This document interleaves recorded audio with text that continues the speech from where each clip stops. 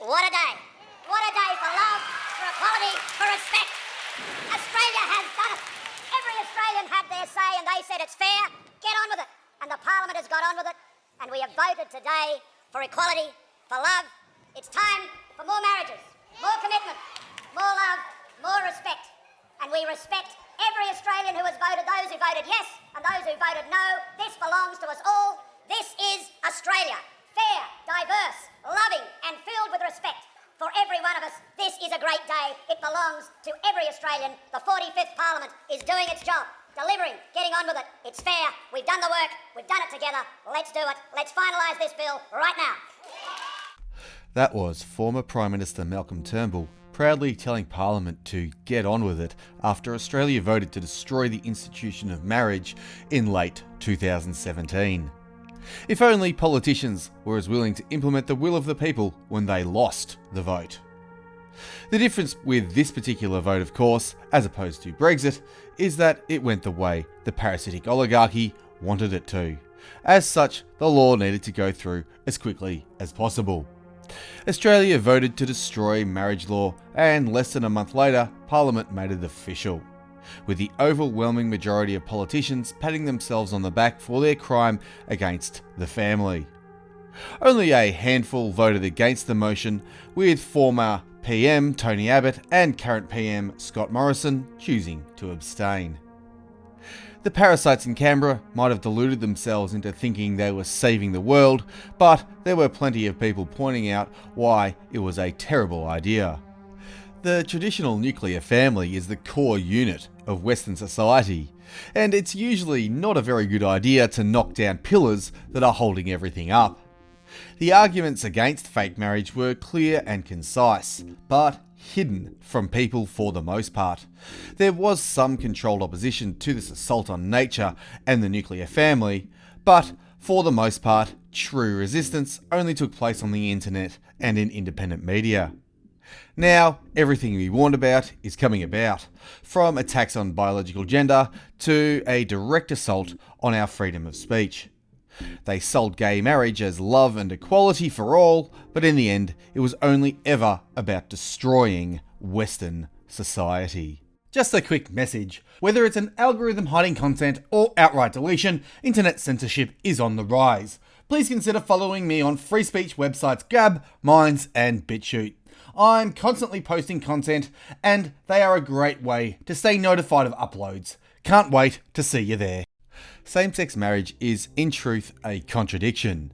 The true definition of a marriage is a union of one man and one woman. It takes the best of both genders and fills the deficiencies in either. Two separate pieces of a puzzle become one, so to speak. When you allow same-sex marriage, you are attacking the biological reality of male and female. It is saying it doesn't matter whether it's a man or a woman, it's all the same. This is in itself a flat-out denial of truth and reason. Men and women are different and offer different things to their children and to wider society. A good father protects and provides for his family. He is the order in the household. He teaches his sons how to be men, and he teaches his daughters what to look out for, like establishment politicians. It is the duty of the mother to raise and nurture the children while she keeps the home comfortable and clean, and the children also healthy. In muddying the waters of biological gender, we opened the door to creepy trans rubbish, where people can claim to be any gender they wish, despite what their chromosomes and DNA might tell them. As such, many state governments quickly moved to change laws to encourage this delusion, and the Victorian government under Premier Dick Ears Daniel Andrews was no exception. From the Sydney Morning Herald, and I quote, "Transgender and gender diverse people in Victoria will be able to change the sex on their birth certificate without having to undergo gender reassignment surgery after reforms were passed in the Parliament overnight."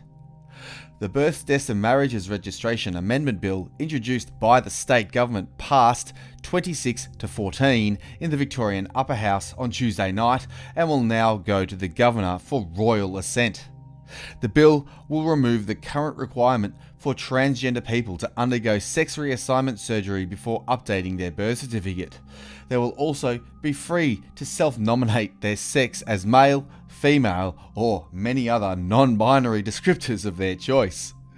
Children will also be able to alter the gender on their birth certificate, provided they have parental support and a statement from a doctor or registered psychologist stating that the decision is in the child's best interest. Victoria became the 5th state in Australia to adopt the reform, bringing it in line with Tasmania, Northern Territory, South Australia, and the ACT. End quote. So in Victoria and other states and territories, you can now simply walk down to the government register and change your gender on your birth certificate. Biology be damned.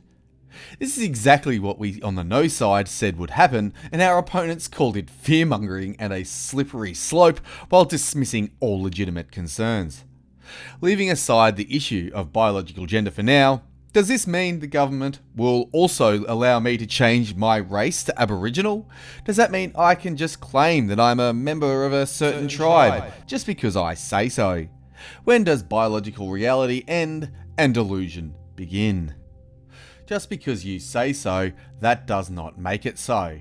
This shouldn't need to be stated, yet here we are in the current year. These days, you never know what the rules are because it's all subject to the whim of the oligarchs. This is why our ancestors developed the rule of law in the first place. But I digress. In a gay relationship, the roles are confused, and one biological parent will always be outside the legal family unit. We saw this exact issue in a recent court battle. The mother is gay and used her friend's sperm to inseminate herself. The father took part in his child's life, so when the mother tried to take his daughter to New Zealand, he took her to court. Andrew Bolt summed it up in a column published in March of this year, entitled "Law Must Define Clearly What a Parent Is. Sperm Donor Case Shows." He says, quote, "Jack and Jill are both gay. They'd been friends for 25 years when Jill asked Jack for sperm for her to conceive. He did so, after they'd agreed he'd play a role in the life he was creating. That's unlike most sperm donors, and it shows a moral seriousness and responsibility which the law should support. Except the law has so far not.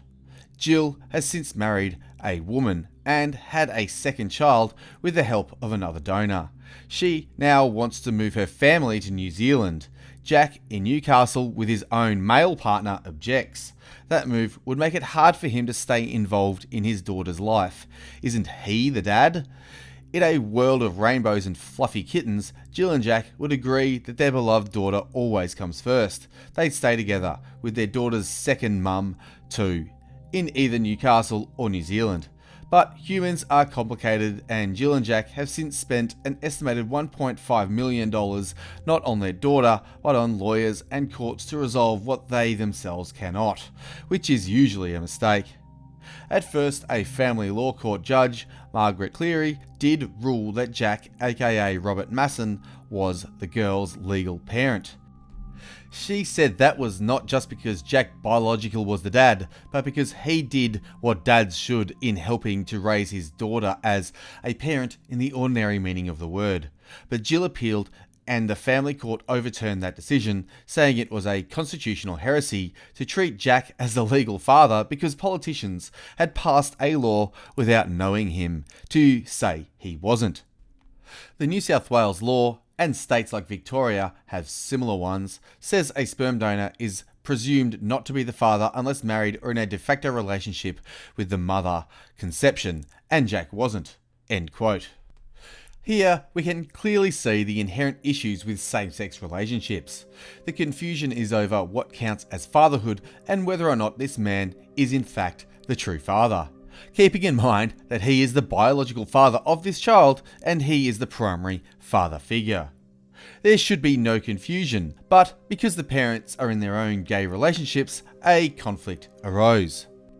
This is why the core unit of a strong society is the nuclear family. One mother, one father, and their biological children. This is why God made Adam and Eve, not Adam and Steve, as the cliche goes. Thankfully, in this case, the High Court ruled that the biological father, who is also the primary father figure, does indeed count as the father. This is a big relief. Who knows what wacky situation gay marriage will give us next time.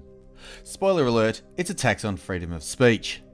From the Australian, quote, "A Deakin University student club says it has been censored over social media posts criticising gender ideology and a new Victorian law that makes it easier for transgender people to alter their birth certificates."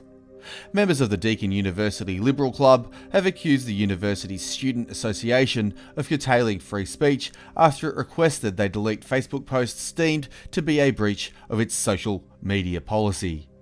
One of the posts from the Liberal Club's Geelong branch last month referred to the Victorian government passing of the Births, Deaths and Marriages Registration Amendment Bill as failing to stack up with scientific fact.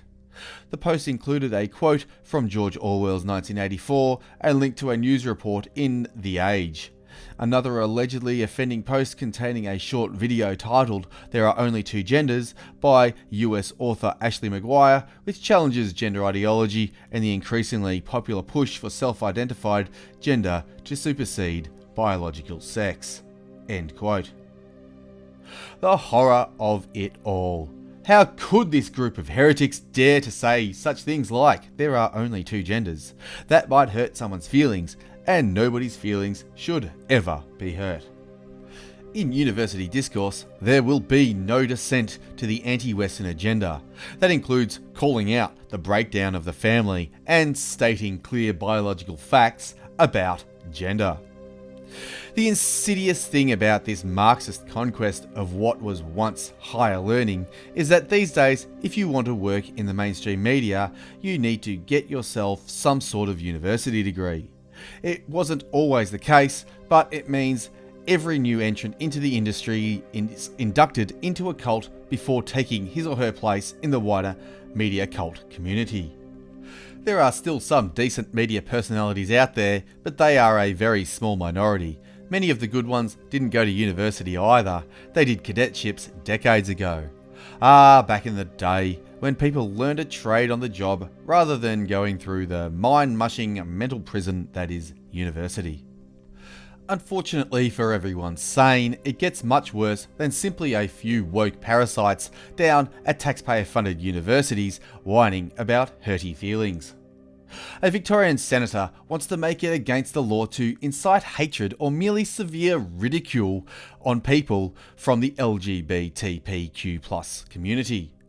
From the Australian, and I quote, "Anti-discrimination laws proposed by Victorian Upper House MP Fiona Patten have been described as Section 18C of the Racial Discrimination Act on steroids that will turn the state into a circus for culture wars," free speech advocates say. In an Australian first, Ms Patten wants to broaden the Racial and Religious Tolerance Bill to provide protections for people vilified on the basis of gender, disability, sexual orientation, gender identity or sex characteristics, outlawing actions that are likely to incite hatred or severe ridicule. End quote. Since when is it the role of the state to mandate whether or not individuals can severely ridicule each other? For any reason at all, let alone these characteristics they've chosen. Sure, we don't want anyone to incite violence against others for any reason, nor do we want lies told to attack people's character, but to ban severe ridicule is, ironically, ridiculous. Ridiculing that which we find distasteful or that which goes against nature is one of the most potent tools in stopping that behaviour. Sodomy is a sin, which means it is not above criticism or ridicule. This law would effectively make criticism of sin against the law. But it gets even worse. The police in Victoria actually have a policy to support LGBTP political activism and have stated clearly that religious criticism of homosexuality counts as a homophobic incident, as are parents not accepting their child's delusion that they might have magically changed genders. We've got Sergeant Tanya Connolly, who's from our family violence unit in Melbourne. Hello. And we've also got Sergeant Carolyn Beasley, who's a sergeant at our Melboume West police station. Fantastic, thank you. And if we look at an LGBTI aspect of that, that might be the parents not accepting the gender identification or the sexual orientation of their child. Yeah. And often you'll find children being kicked out of home, becoming homeless. If there's cultural or religious side to that, it might be that they have their religious leader come in to talk to the young person to try to, I guess, pray away the gay. Yeah. And we're seeing incidents like that becoming more prevalent, and that's something that police have to really look out for, and we weren't looking for those things before. That was just a small clip from a 16-minute compilation video by Patriot activist Neil Erickson. Link in the description. It's something every Victorian should listen to. Erickson has made several videos on the topic. You should check them out once you've watched this video. The LGBTI agenda is entrenched in the police force. This is a gross violation of their mandate. It is the job of the police to keep order, not to push politics. In fact, political activism is the last thing they should take part in. Of all institutions, the police have a duty to remain politically neutral on all issues. Fake Christian Daniel Andrews is using the police that he controls to push his preferred satanic agenda. Corruption runs rampant in the People's Republic of Victoria. As mentioned, this is all a direct attack on the nuclear family, but it's also an attack on heterosexuality in general. Things are especially bad under the tyrannical rule of the one they call Dick Ears, the Premier of Victoria. Under his government, we've seen grid girls axed because the sight of pretty girls triggers unattractive feminists who also happen to be Labor's voting base. A Bendigo boxing match axed ring girls for the same reason. Not even camper vans are safe from ugly feminists who tell Daniel Andrews what to do as he runs off and capitulates to their unholy demands, most likely because he has the exact same anti-Western agenda. Now, Octagon girls are in the Premier's sight because in Soviet Victoria, we cannot tolerate any suggestion that men might prefer women to look good and to be feminine. Some schools are even starting to abandon Father's Day because so many kids simply don't have fathers these days, and many schools don't promote it anyway. It doesn't take a genius to know what would happen if there were a gay pride parade through Melbourne's CBD. Suddenly, objectification wouldn't matter because this is a war on heteronormative behaviour above all. Around the Western world, our people are bombarded with anti-family, anti-straight propaganda. It's all designed to subvert and ultimately destroy all European people and cultures. The nuclear family is the bedrock of all Western social structures, so ripping it apart goes a long way to taking the West down. Pushing fake marriage was always the thinner end of the wedge. Attacks on free speech and heterosexuality were always guaranteed if we were stupid enough to vote yes. Stay tuned for the continued campaign to get that P added to LGBT. This was also always part of the plan, and a big reason the oligarchs use homosexuals as their proxy warriors. The agenda is insidious and it often targets children because children are vulnerable and easily influenced, thus easy to brainwash and manipulate. Hence, we now have the clown world only phenomenon of drag kids, which should be called what they are, an attack on the innocence of children. The parasitic oligarchy sells homosexual marriage as being all about love and equality, but really it's all about control and enslaving us all.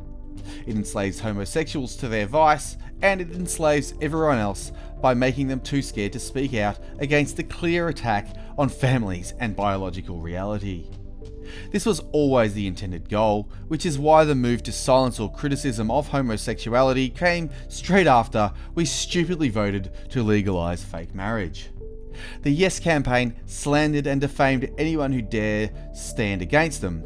Many on the no side lost friends for their conviction, but lived experience vindicates the no side entirely. The slippery slope is real. The slippery slope was always real. I hope you enjoyed the video.